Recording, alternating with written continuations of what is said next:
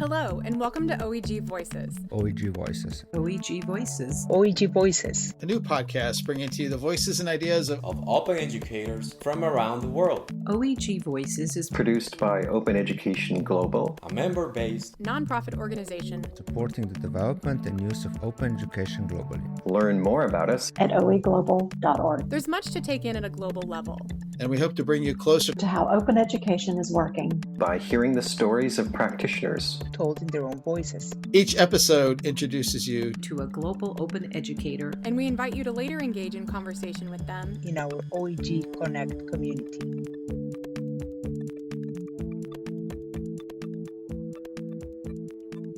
I'm your host today, Alan Levine from OE Global, and I'm joined today by my colleague Paul Stacy.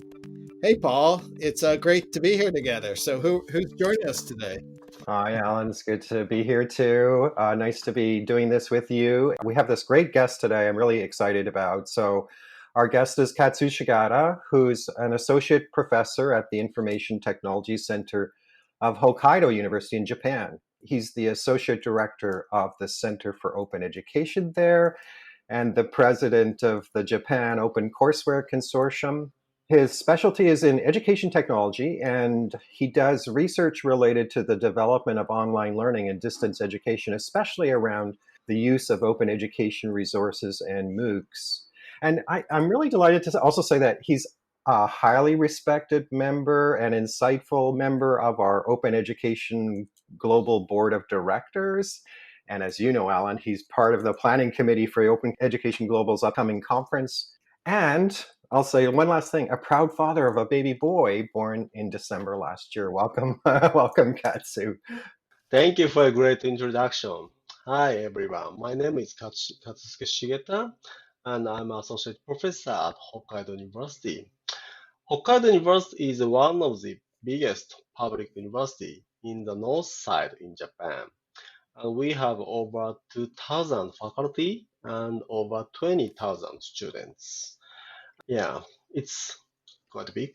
My second position in my university is an associate director at the Center for Open Education in this university. Actually, it is quite unique because it is only organization that have in the university in Japan.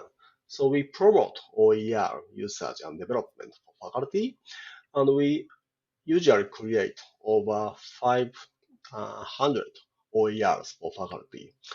And this is very important job because we aim to promote the introduction of online learning utilizing OER as a learning materials.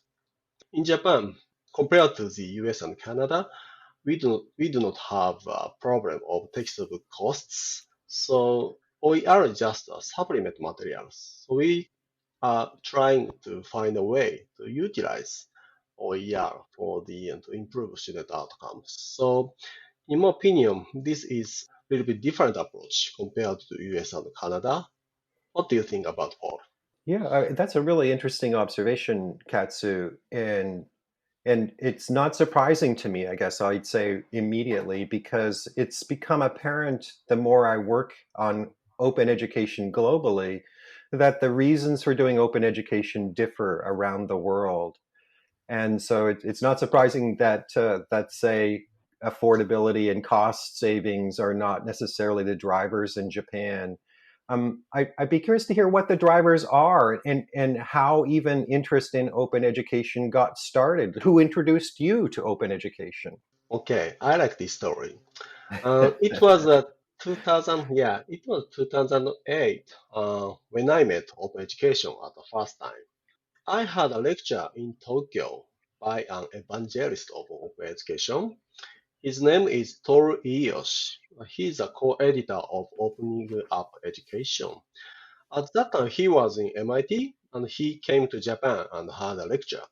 So I was so stimulated by his talk. And after his talk, I asked him, I want to go to the US and want to learn about open education.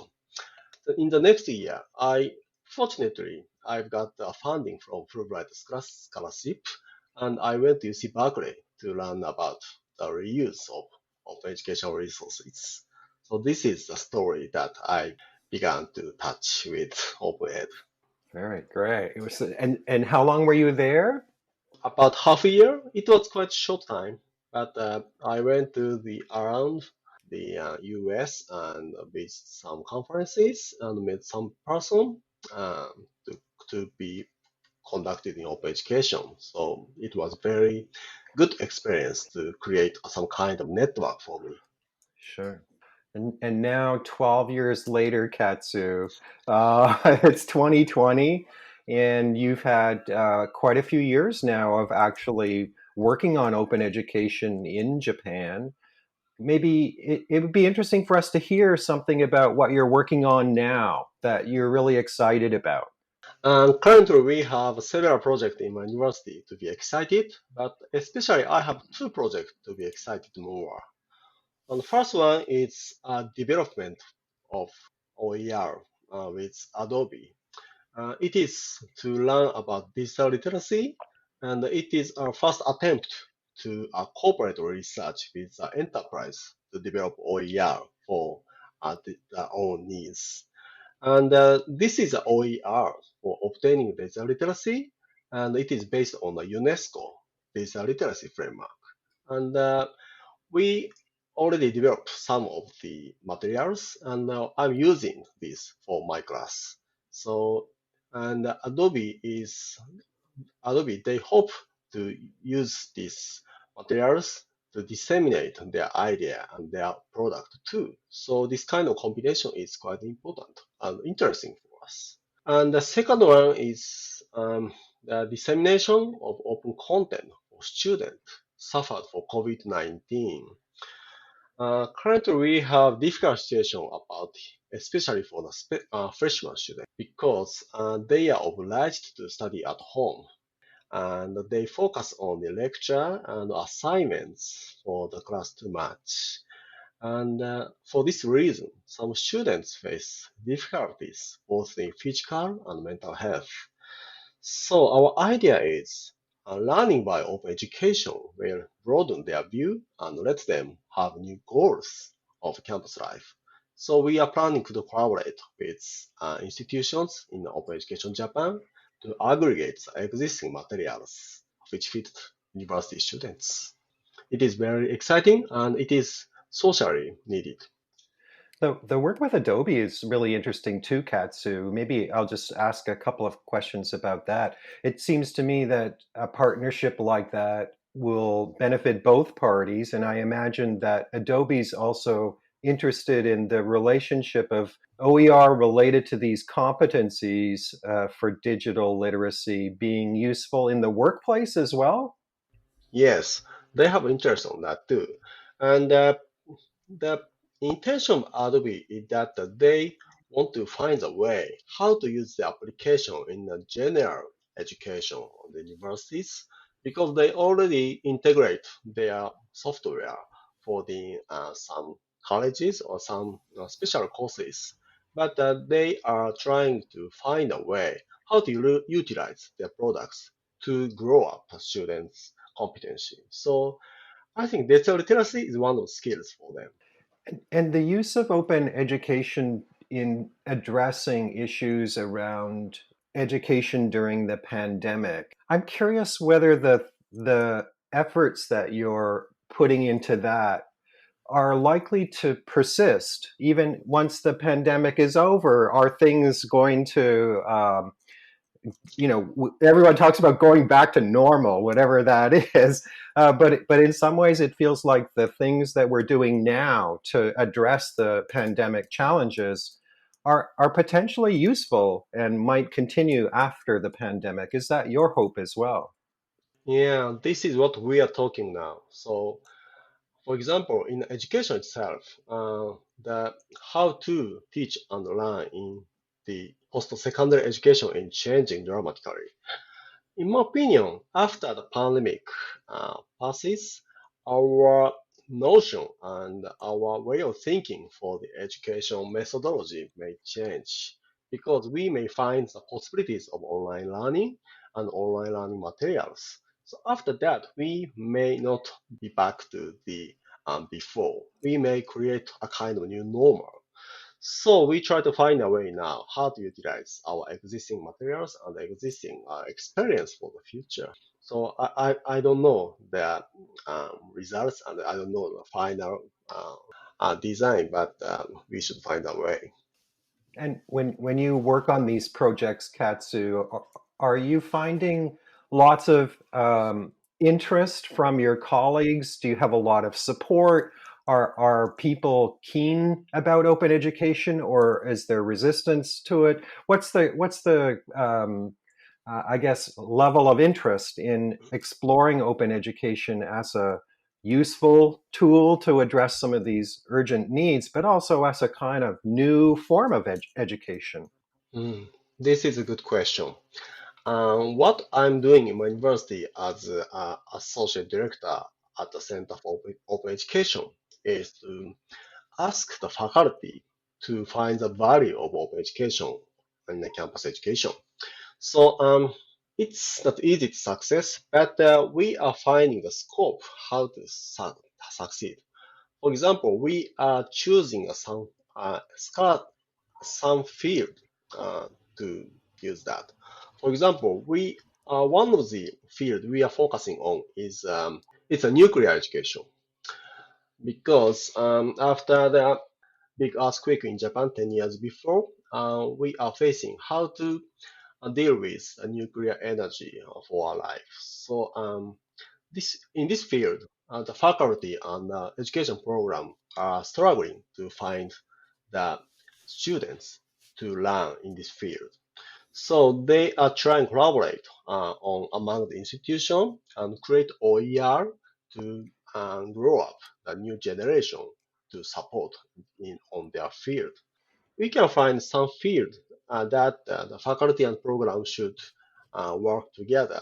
This is a good point to create OER because OER is open licensed, so they create OER each other and make it updated to collaborate.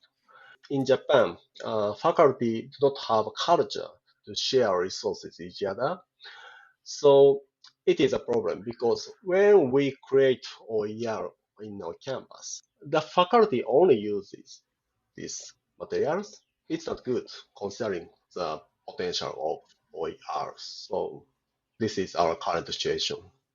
And you've had some you've had some history with the Japan Open Courseware Initiative and JMOOCs, and I know there's also the Asuka Academy.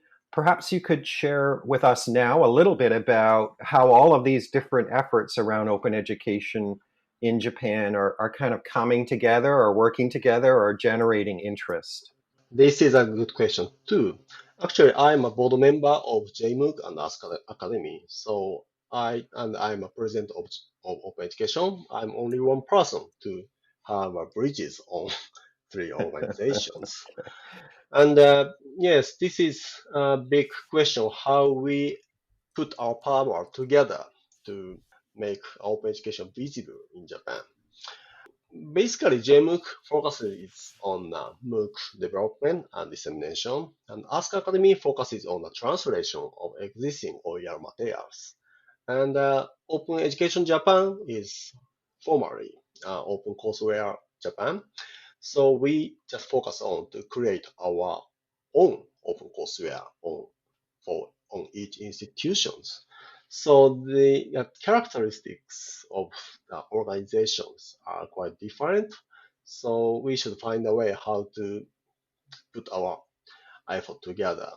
But the current situation around COVID-19 changes the situation because we are facing the issue how to deal with the situation and how to utilize our existing efforts and experience for that. So currently we are having a web-based seminar each other periodically. So this kind of activity may put our effort together in the near future. And it's clear with your particular role on all these boards that you're going to play a significant function there. Yeah, if Good for you. possible. Yeah.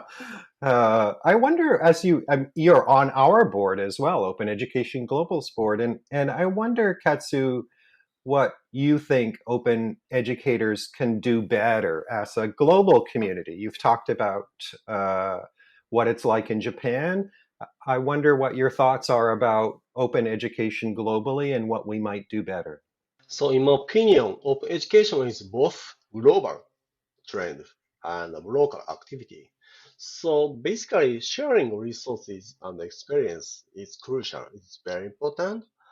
And at the same time, we should recognize the global trend and local needs too.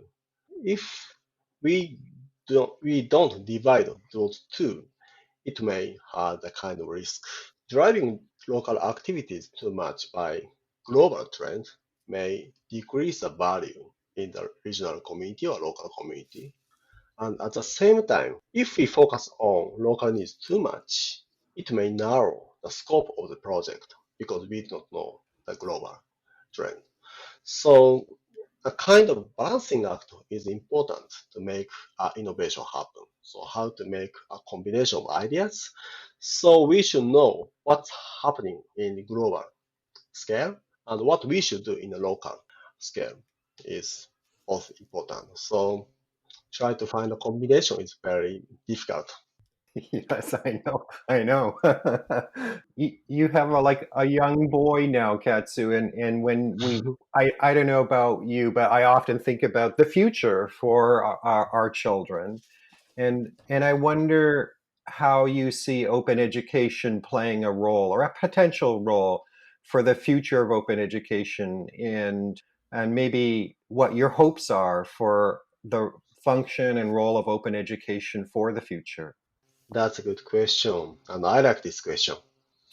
So yes, and for the next generation, I want to let them know the potential to share knowledge by themselves, by teaching and learning by themselves. The teaching is the best way to learn, and you may know the potential of learning by teaching. So, if we learn by OER only, it's not good. We can create OER by themselves and share our knowledge and experiences each other. And for example, I'm doing a class in my university. It is for freshman class. This class aims to create OER by students to learn about digital society. So, and the interesting point on this class is the created OER is used by the next uh, generation, as you may know. So if we have next year student, and they learn by the OER created by the previous generation. So this kind of combination to use make some kind of cycle is nice thing. I agree. I always think of this, Katsu, as we're all learners and we're all teachers, and that kind of attitude of both having a teaching and a learning role for everybody instead of the traditional sort of yeah, this is a teacher and this is a student kind of separation. I think is a wonderful new approach that is a part of open education, and I too find that very exciting. I think that's a great mindset for education going forward, and I think will really help students. Alan, I've been doing all the questions. Do you have some questions or remarks that you'd like to make with Katsu? It's really great to see and hear everything that Katsu's been doing and get a sense. I guess I would like what's like the first thing you want to do when you sort of get back to it. There's a quote normal routine. When you walk into the office and what's that going to feel like? And also it might be, I don't know if you can generalize, just like every place is different and how they're reacting to this. I mean, what's like the mood in your community and with the people around you with looking to what the next few months will unfold.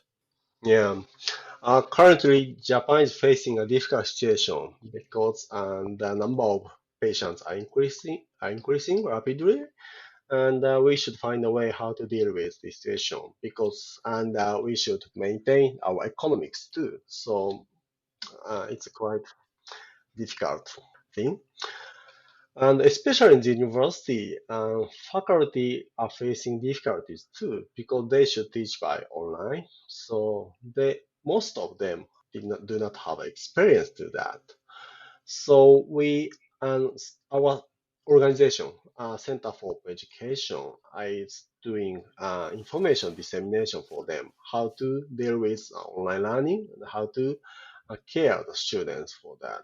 And this kind of information may have big impact for the campus. And actually, our way of working may change because currently I basically work at home. The one of the reasons is I have a little child, but in the near future, our way of working, where and when we work, may change. This is a big challenge for the university life too. Absolutely. Well, I hope though that the all the trees will bloom beautifully again in the spring. Hopefully, we can count on that. This has been great. So I really appreciate you joining us. For we're still like getting some of the kinks out of our system here.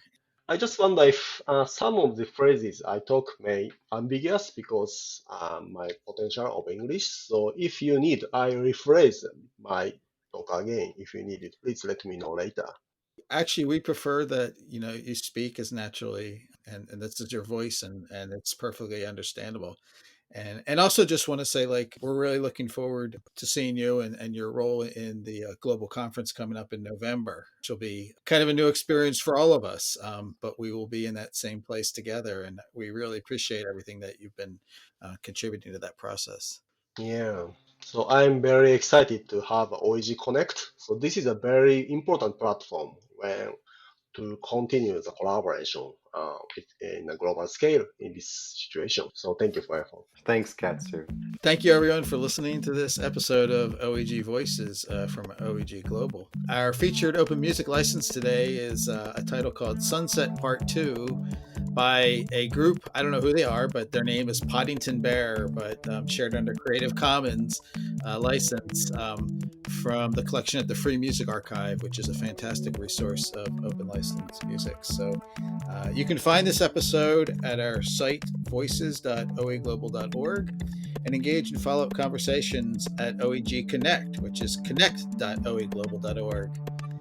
If you'd like to share your open education work or suggest a future guest, please let us know. So the more voices, the better, right?